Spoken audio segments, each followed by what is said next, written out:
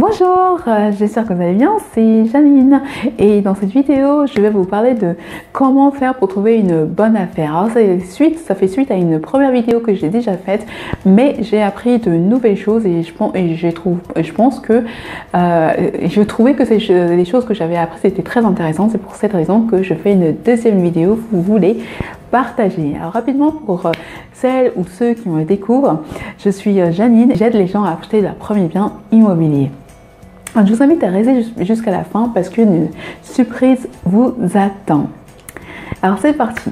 Donc le premier élément que j'ai trouvé, donc déjà rapidement, en fait je vais un peu vous expliquer comment j'ai fait pour trouver ces informations. Alors c'est une amie qui m'a parlé d'un investisseur en immobilier qui a une chaîne YouTube et qui fait des vidéos. Et donc j'ai regardé une première de ses vidéos et j'ai vraiment trouvé très bien. Le conseil qu'il a donné pour pouvoir trouver des bonnes affaires, j'ai vraiment beaucoup aimé. Il en a donné 2 et donc du coup je me suis dit que ça pourrait vous intéresser. Alors je vais mettre dans la description le lien de sa chaîne, donc si vous voulez en savoir plus, vous pourrez toujours y aller.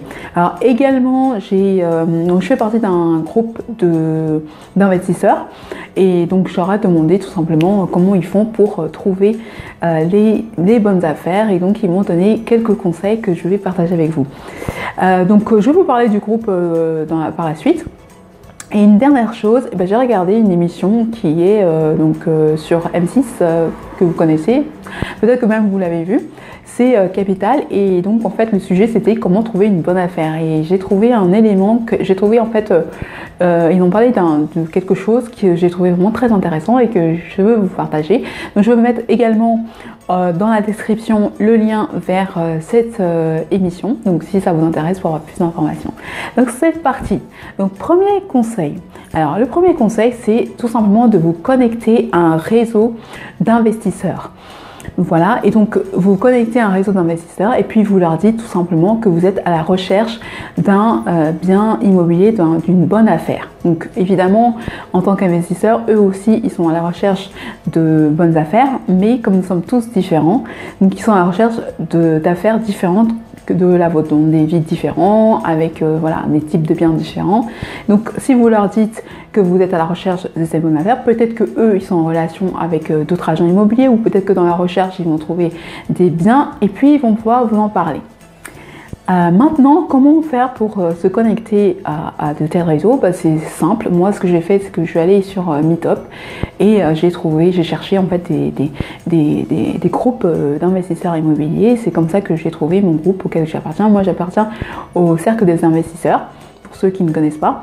Et également, on m'a parlé d'un groupe Facebook qui est vraiment très bien et j'ai rejoint ce groupe qui est mon groupe Mastermind Immobilier et j'apprends énormément de choses dans ce groupe. Voilà, donc deux exemples, si vous voulez, ça vous intéresse, n'hésitez pas à aller sur Meetup ou à chercher un groupe Facebook.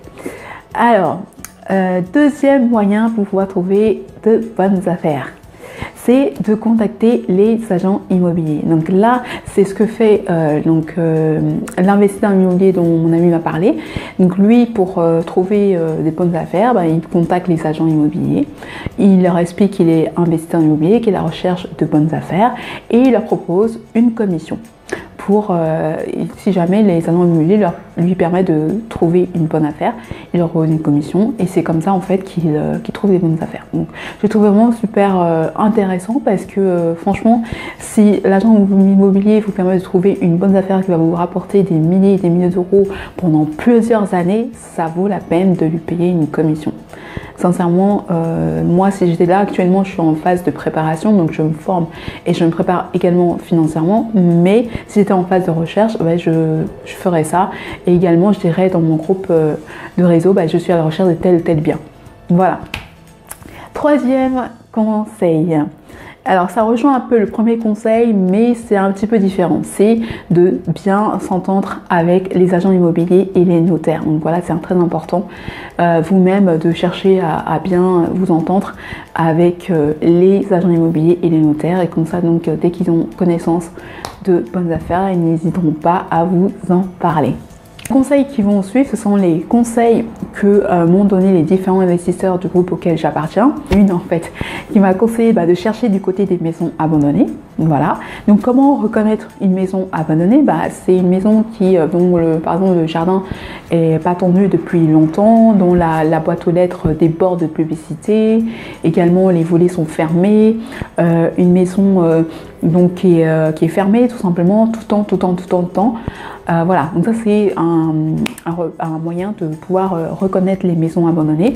Une fois que vous avez trouvé la maison abandonnée et que vraiment vous pouvez déjà contacter le voisin pour demander à savoir s'il connaît le propriétaire, donc vous pouvez vous renseigner auprès du voisin pour pouvoir, une fois que vous avez trouvé votre bien, pour pouvoir retrouver le propriétaire du bien. Donc si le voisin ne le sait pas, vous pouvez aller consulter rechercher en fait le numéro de la parcelle sur le site cadastre.gouv.fr.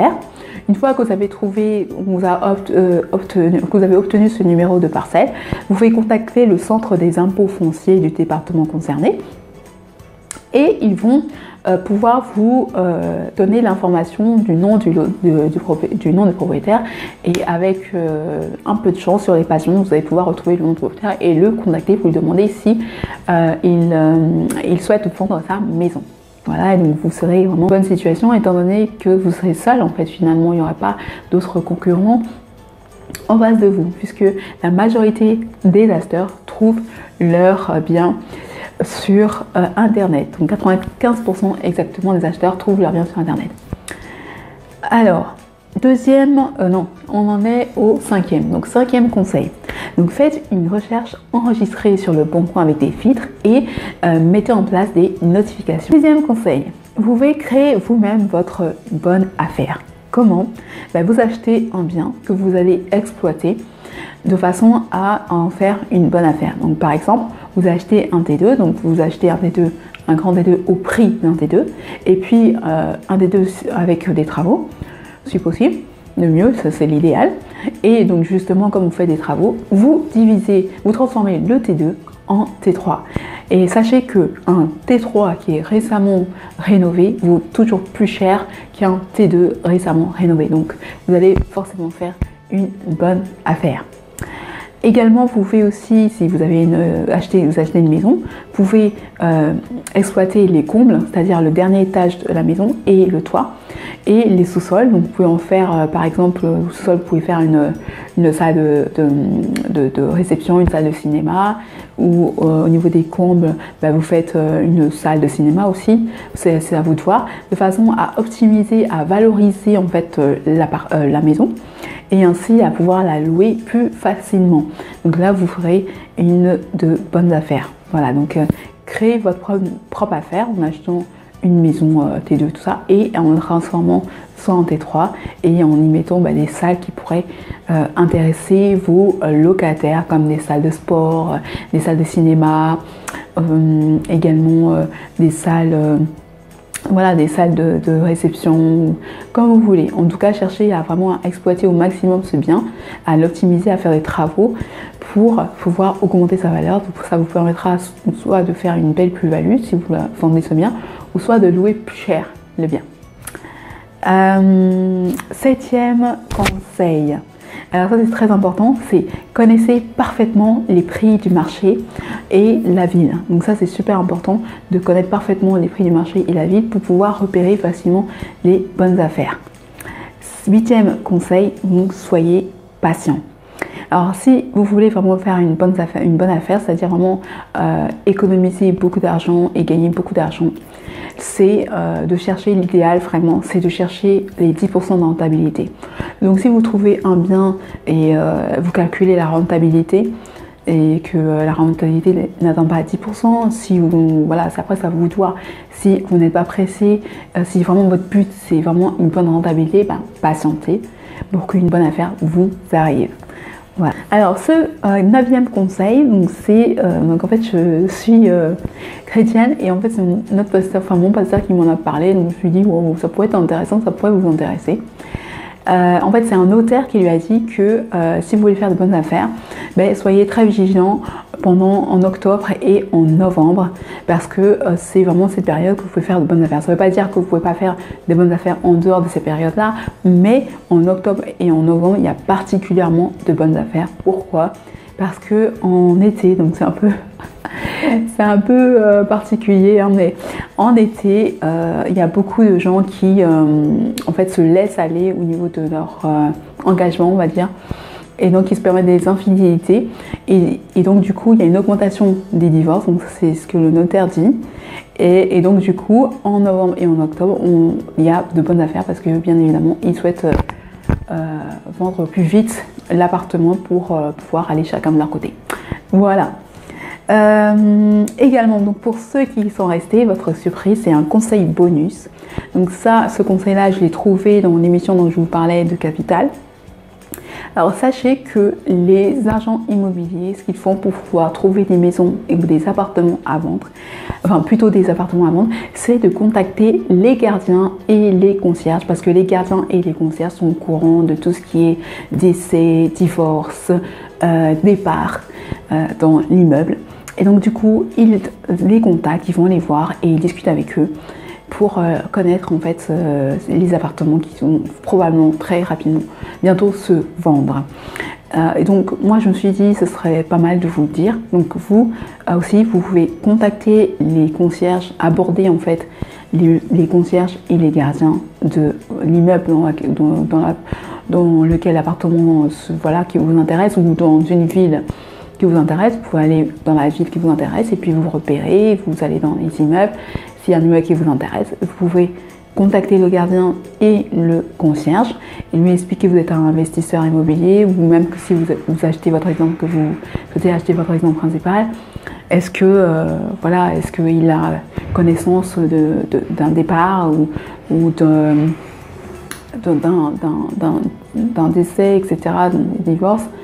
Et voilà, donc essayez de vous mettre bien avec lui et de lui demander ces informations. Ça va vous permettre, vous, de savoir tout de suite qu'il y a un bien en vente et de bien vous positionner, puisque, comme je vous l'avais dit avant, il y a 95% des acheteurs 95% des acheteurs trouvent leurs biens sur Internet. Donc vous êtes tout au début, en fait, de la chaîne. Donc si vous placez bien, vous pourrez faire de bonnes affaires, surtout que les personnes qui souhaitent, qui divorcent, qui partent, ou bien lorsqu'il y a un décès, souvent les gens sont très pressés de vendre. Donc si vous êtes là en premier et que ils sont vraiment très envie de vendre, vous pourrez faire de bonnes affaires.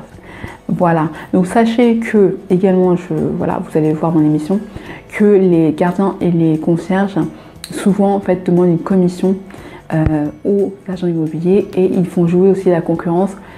Donc voilà, à vous de voir si ça vous... Après, peut-être que le concierge, le gardien va rien vous demander, mais à vous de voir vraiment ce que vous voulez. Mais sachez que les gardiens et les concierges demandent des commissions aux agents immobiliers. Voilà, donc je voulais juste que vous sachiez cela, mais peut-être qu'à vous, ils ne vous demanderont rien.